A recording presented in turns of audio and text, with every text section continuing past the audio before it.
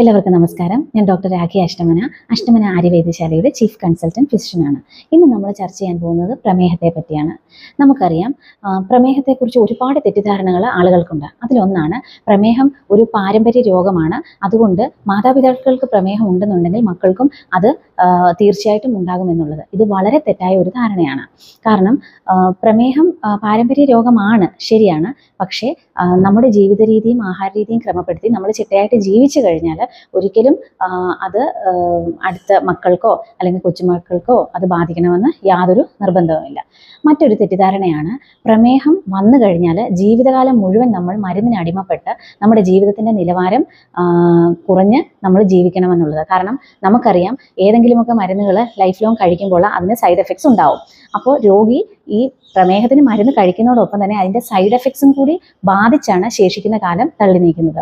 അവർ കുറേയൊക്കെ ഇത് മറ്റു രീതിയിൽ ഒരു മരുന്ന് കഴിച്ചുകൊണ്ട് മാറ്റിയെടുക്കാതെ അല്ലാതെ തന്നെ എങ്ങനെ സ്വാഭാവികമായിട്ട് ഇതിനെ മാറ്റിയെടുക്കാമെന്ന് ശ്രമിക്കാറുണ്ട്. നമുക്കറിയാം, നമ്മുടെ ശരീരത്തിലെ ഇൻസുലിൻ്റെ പ്രൊഡക്ഷൻ കുറയുന്നത് വഴി നമുക്ക് ഗ്ലൂക്കോസിൻ്റെ അളവ് ശരീരത്തിൽ അമിതമാകും. ഈ ഒരു പ്രക്രിയ നമ്മൾ പ്രായം കൂടുന്തോറും ഇങ്ങനെ ഇതിന് സാധ്യതകൾ കൂടിക്കൂടി വരും. കാരണം പ്രായമാകും തോറും നമ്മുടെ അവയവങ്ങളുടെ പ്രവർത്തനക്ഷമത കുറഞ്ഞു വരും. സ്വാഭാവികമായിട്ടും പാൻക്രിയാസിൻ്റെ പ്രവർത്തനം കുറയുമ്പോൾ അത് ഇൻസുലിൻ തരുന്നതിന് ഒരു വിമുഖത കാണിക്കും. ഈ ഒരു അവസരത്തിൽ നമ്മൾ എന്താണ് ചെയ്യേണ്ടത്? നമ്മുടെ പാൻക്രിയാസിൻ്റെ പ്രവർത്തനക്ഷമത കൂട്ടുകയും അതോടൊപ്പം നമ്മൾ കൃത്യമായ ആഹാര നിയന്ത്രണം ഏർപ്പെടുത്തുകയും കൂടി ചെയ്യുകയാണെങ്കിൽ നമുക്ക് പ്രമേഹത്തെ നിയന്ത്രണ വിധേയമാക്കി കൊണ്ടുവരാൻ സാധിക്കും. നമുക്ക് എന്തൊക്കെ മാർഗങ്ങളിലൂടെ പ്രമേഹത്തെ കുറയ്ക്കാം എന്ന് നോക്കാം. ഒന്ന്, ആഹാരം തന്നെയാണ് ഏറ്റവും പ്രധാനമായിട്ട് നമ്മൾ ശ്രദ്ധിക്കേണ്ട കാര്യം. നമുക്കറിയാം, ഇന്ന് കേരളത്തിൻ്റെ ഒരു അവസ്ഥ വെച്ചിട്ട് രാവിലെയും ഉച്ചയ്ക്കും വൈകിട്ടും നമ്മൾ അരിയാഹാരം തന്നെയാണ് കഴിക്കുന്നത്. ഏതൊരു മനുഷ്യനും 3 നേരവും അരിയാഹാരം കഴിച്ചു കഴിഞ്ഞാൽ സ്വാഭാവികമായിട്ടും അവർക്ക് പ്രമേഹം ഉണ്ടാകും പ്രായം കൂടുന്തോറും. കാരണം ഇന്ന് ആളുകൾ വ്യായാമം ചെയ്യുന്നത് കുറവാണ്. നടപ്പ് പോലും വളരെ ചുരുങ്ങിയിരിക്കുകയാണ് ഇന്നത്തെ കാലഘട്ടത്തിൽ. ആളുകൾ വെയിൽ കൊള്ളുന്നതോ വേർക്കുന്നതോ ഒക്കെ വളരെയധികം കുറവ് വന്നിരിക്കുകയാണ്. ഈ ഒരു അവസരത്തിൽ 3 നേരവും അരിയാഹാരം തന്നെ കഴിക്കുന്ന ഒരാൾക്ക് എങ്ങനെ ആയിരുന്നാലും ശരീരത്തിൽ ഷുഗറിൻ്റെ അളവ് കൂടും. അപ്പോൾ ആദ്യം തന്നെ ആഹാരമാണ് നമ്മൾ ക്രമീകരിക്കേണ്ടത്. അരിയാഹാരത്തിന് പകരം അപ്പോൾ എന്ത് കഴിക്കും എന്നുള്ള ഒരു ചോദ്യം വരും. നമുക്ക് മില്ലറ്റ്സ് എടുക്കാം.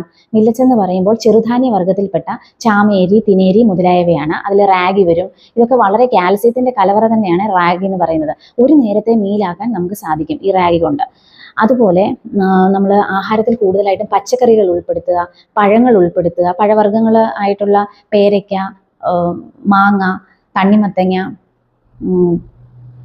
ഇതൊക്കെ നമുക്ക് ആഹാരത്തിൽ കൂടുതലായിട്ട് ഉൾപ്പെടുത്താം. പ്രമേഹ രോഗിയാണെങ്കിൽ തണ്ണിമത്തങ്ങ ഒഴിവാക്കണം.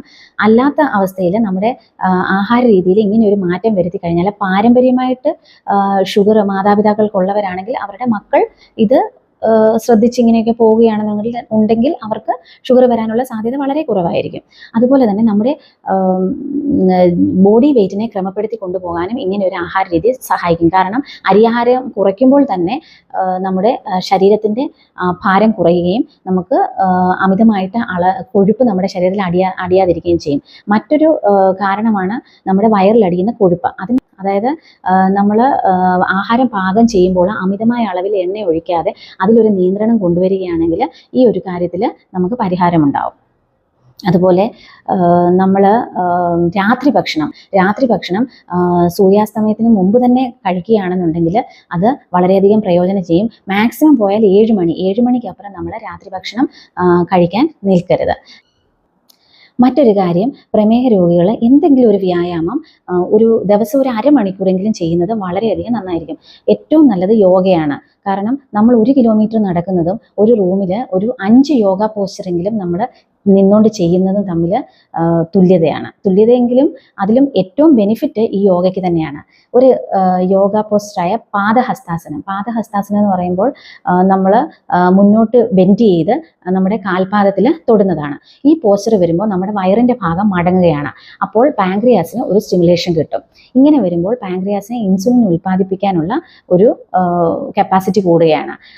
ഇതുപോലെ തന്നെ പല യോഗ പോസ്റ്ററുകളുണ്ട്. വയറിലെ കൊഴുപ്പ് കുറയുന്നത്, അതുപോലെ തന്നെ എല്ലാവരും അങ്ങനെയുള്ള നാച്ചുറൽ ആയിട്ടുള്ള റെമഡീസിലോട്ടൊക്കെ വന്നു കഴിഞ്ഞാൽ ഒരു പരിധിവരെ മരുന്നിൽ നിന്ന് നമുക്ക് രക്ഷ നേടാൻ സാധിക്കും.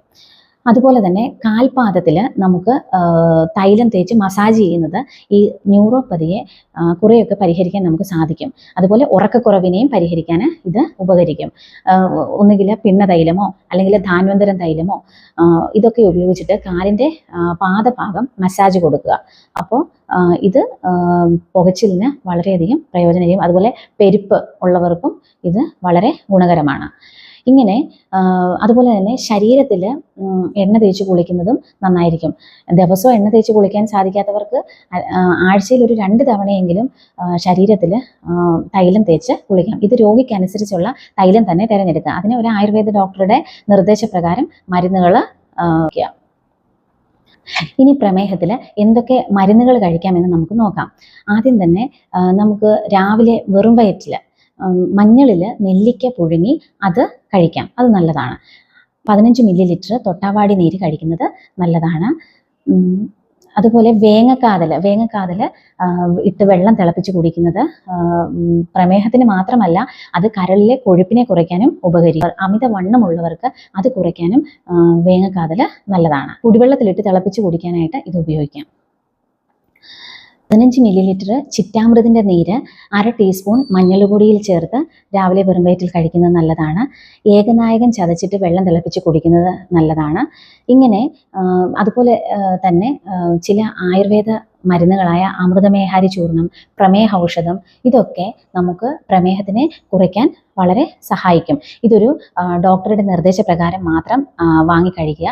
കാരണം നമുക്കറിയാം ഓരോ രോഗികളും വ്യത്യസ്തരാണ്, അവരുടെ രോഗാവസ്ഥകളും വ്യത്യസ്തരാണ്. പ്രമേഹം തന്നെ 10 പേരിൽ 10 വിധമായിട്ടാണ് പ്രസൻറ്റ് ചെയ്യുന്നത്.